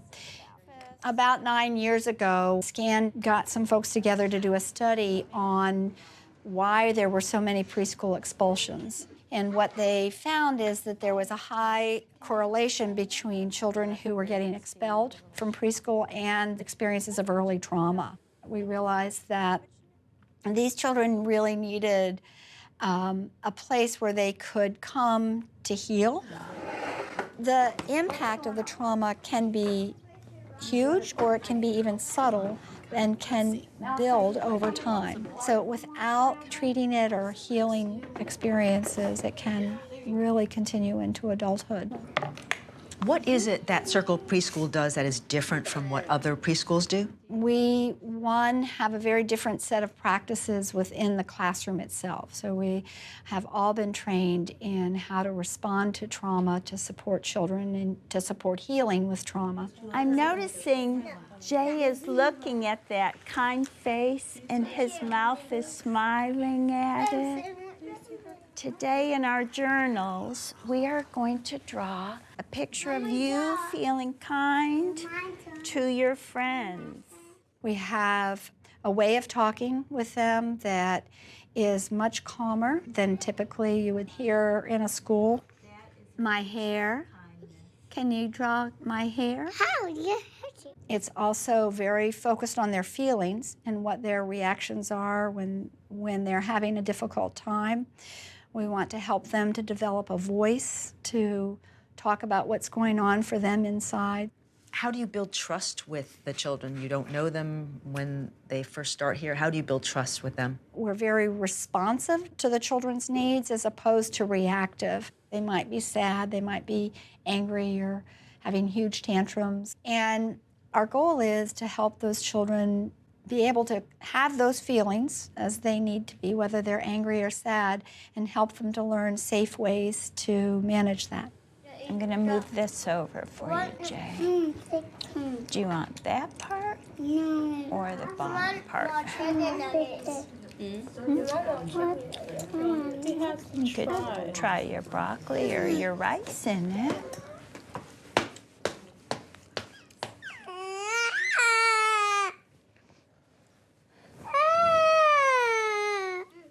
Your rice? No rice. You could dip your broccoli in your ketchup. And I'll see if there's more chicken. Are you all done? No. Can you talk a little bit about how you've seen changes in Jay over the past few months that he's been here? When he first came in, he had so many tantrums with just minor shifts, minor changes in the day. So we would go to the park and it would be time to leave, and he just would fall out and would cry for 20 to 30 minutes, just crying and sobbing. And he was not really soothable. It was very hard to soothe him. And now he can make those transitions. He can leave the park. He can clean up without having a tantrum. Another way that he's changed a lot is that his play has gotten more expansive. He's engaging with other children more. The content of his play is not all about shooting and killing. It was initially. Now, you work with caregivers. Can you talk a little bit about what you do with caregivers? My job with the caregivers is really to understand their perspective and then to begin to see if there's a way that they can embed a safer response to the child, to help the child learn to hear the limits, the typical limits of a caregiver would have for the child, as well as to feel the nurturance that they need. So what happened this morning? He didn't want to take a bath, he didn't want to wash up, he didn't want to wash his face, he didn't want to go to school.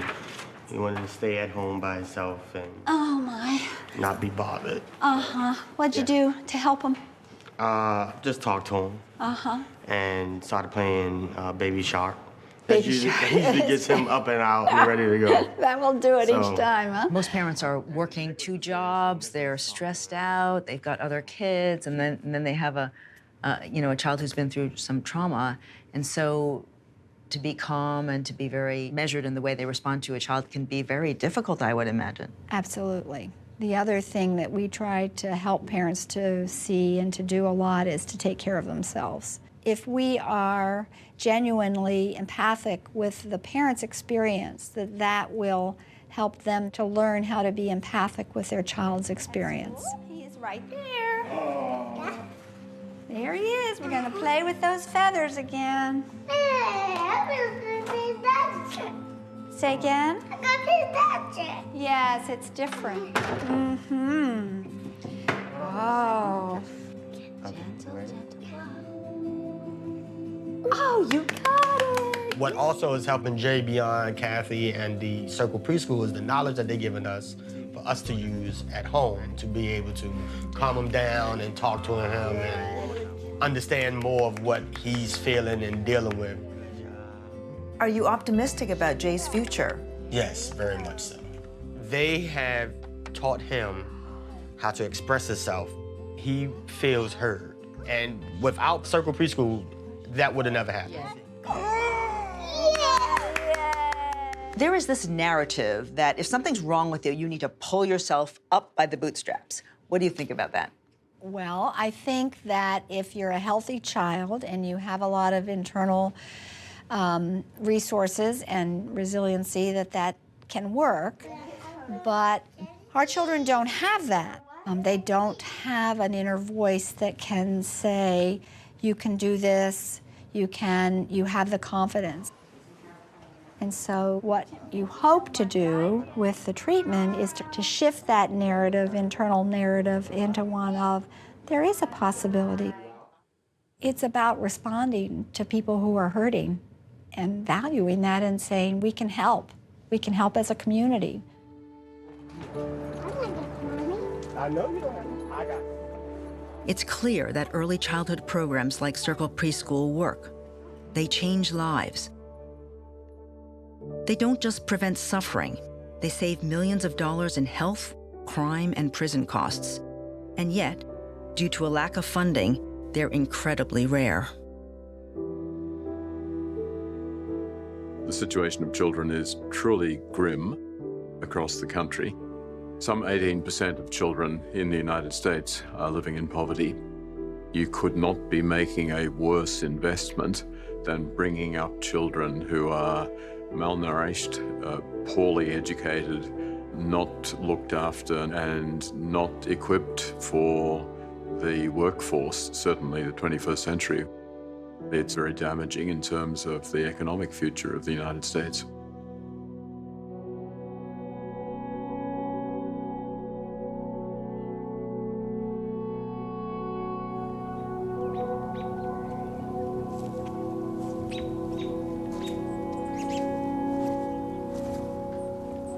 Clayton really tried to help me, especially after my husband died. He was exceptionally competent. Always tried to help get our machinery going. If there was an emergency, you could depend upon him, you know. I mean, he was a good friend. So, that's what I liked about him.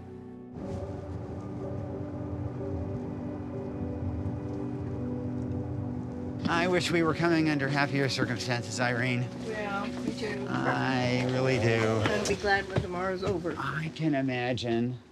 3 days he'd be here, 3 days he'd be in the hospital. In 3 days he'd be here and be back in the hospital. He kept passing out. And then last night, we couldn't get him out from between his bed and the dresser. And he stopped breathing in the ambulance. And then yeah, it's kind of like we're in a daze. You know, we're all working, doing our thing, but we're still kind of like he's here somewhere.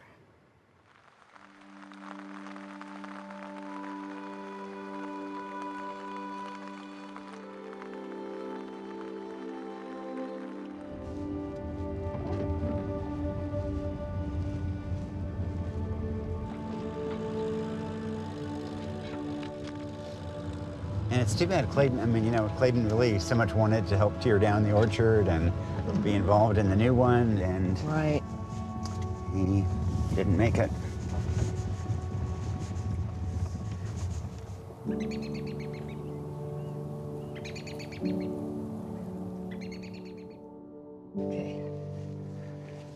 Okay.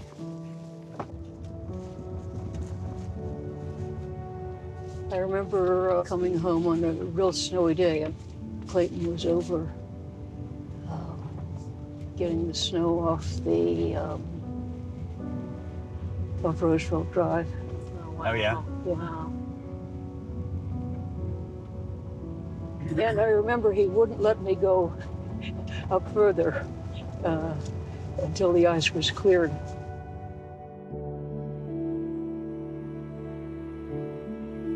What I'd like to say first is that Clayton was a good man, honest, unless he was telling me some story he wanted to see how long it would take me to figure out that it was just a joke. You saw the pictures where he was all gussied up in the suit. That was my wedding day. He was the best man at our wedding. And he was a good man. He was a good friend. As stubborn as a mule, and as ornery as a bull elk during rut season. And a big teddy bear, you know. Clayton used to say all he needed to make him happy is his bike, his car, and his dog. But a lot of us knows that was BS. If you were his friend, he was a rock of loyalty. I think that's why we're here. I got to know a lot more of the tenderness of him. The love and affection that he had for his mother and his father was unreal. And his son, Ethan, he loved you more than you even know. I'm really sorry we're saying goodbye so soon. Let's end in prayer.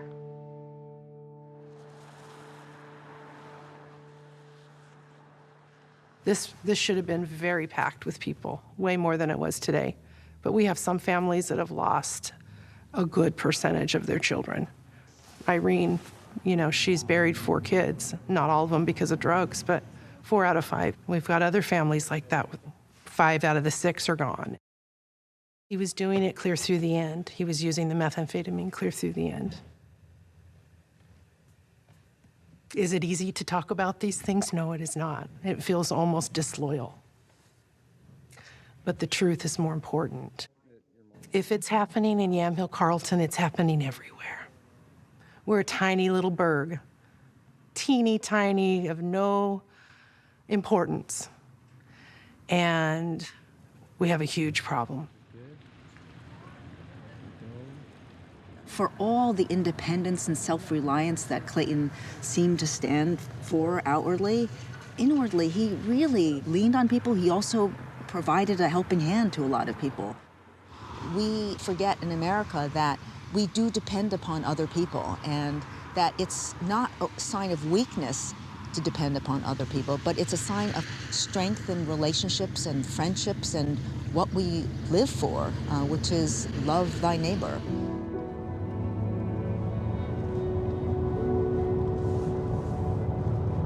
Like many people, Clayton made mistakes, but so have we as a society, and America's a weaker nation as a result. The solutions to so many of our problems already exist, and yet they're not being implemented nationally. And while money continues to flow to the wealthiest in our country, people at the bottom are often deprived of help meeting their most basic needs. But we know that if people do get a helping hand, they can break the cycle of poverty, addiction, and incarceration and change things for the next generation. Good job. Look at you, handsome boy. 1 second.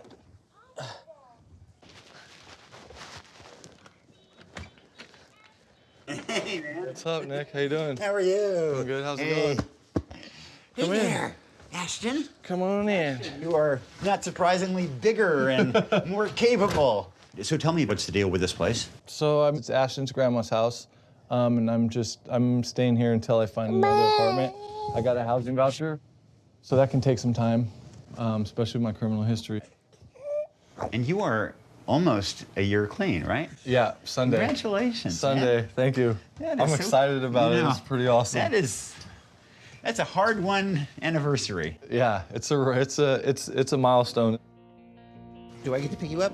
Yeah. Oh, yeah. It's been a while, Ashton. It's been a while. Drew and I are going to drop Ashton off at daycare before heading to my old high school, where Drew is going to talk about his life. So at first I had separation anxiety, like I didn't want to leave him. I didn't know those people that well. It's supposed to be the kid who has separation anxiety, not the dad. Right, but he wasn't a year old yet, and then I'm facing going to a job. You're working at the hotel? Yep. Actually, it's an amazing, it's a good job. Is this the longest you've held a job? I mean, since... No, ever. Ever, I've never had a job for 90 days in my life. Wow. It's true, that's fantastic. I have an amazing support system. I couldn't do what I'm doing today if it wasn't for my family and people in the community that reach out and help, and that I can reach out and ask for help too. You know, I mean, I think your dad was just an incredibly good man and smart, but I think if he'd had some help, then it might have been a more supportive environment for you when you were a kid. Right, and then if his parents would have taught him that it's okay to accept help from a stranger, then he might have accepted some type of help other than what he was doing. But his father, it was weak if you accepted help from somebody. Yeah. If you cried and asked for help from somebody that wasn't your mom, which he didn't have, then you were weak. And it's passed on. And like on that part, my dad did break the cycle. He let me know it was okay to talk to him. He let me know it was okay to ask for help. He let me know if these groups are gonna help you, go to these groups. It wasn't like, F that, these people are weak. It was like, do what you gotta do to get better.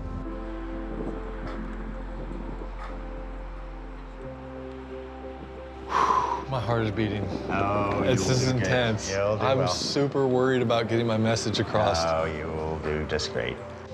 Yeah, you've got an important story to tell, and they'll be 10 minutes. They'll be a lot more interested in hearing it than they will be in hearing the, history of the Civil War. So class, here today we're going to have guest speaker Drew. All right, so I'm 34 years old, recovering drug addict. I'm a single father. I have a 1-year-old child, and I'm his only parent. I'm 1 day short of being a year clean off of marijuana, alcohol, meth, heroin, PCP, cocaine, ecstasy, you name it. Didn't matter. I made some choices when I was your guys' age, and I never turned back. It was very difficult for me and my family. And I had trouble reaching out and asking for help because I felt like I was different, like my family was different. It was weird that my parents didn't live together, and it was weird that my parents fought at home, and it was weird that there was drugs and alcohol in the house, and I wasn't allowed to talk about anything outside of my house.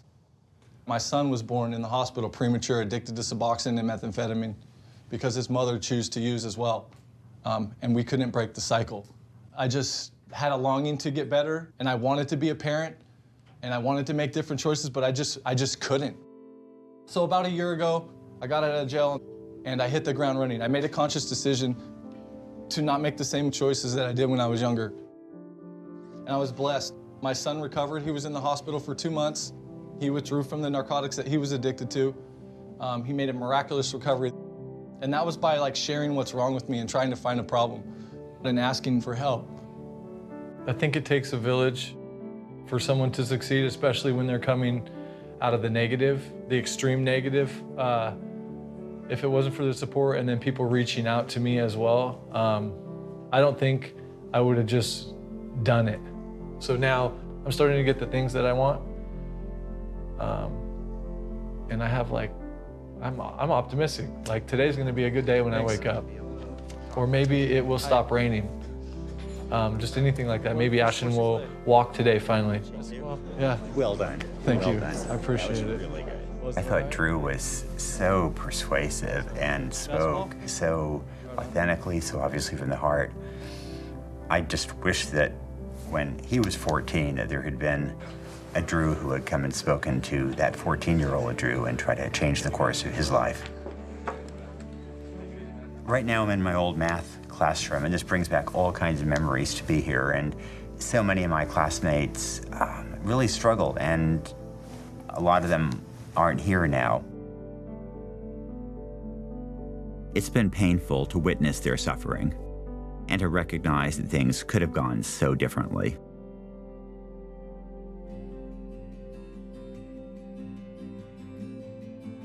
Every person in America needs hope. A more compassionate society understands that some are not as lucky as others. If you do fall, you have to believe that someone's going to be there for you and give you a second chance.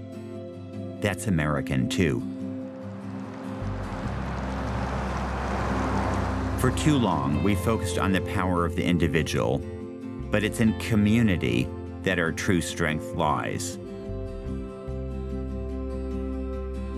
So it's time for a new version of the American dream, one that includes everybody.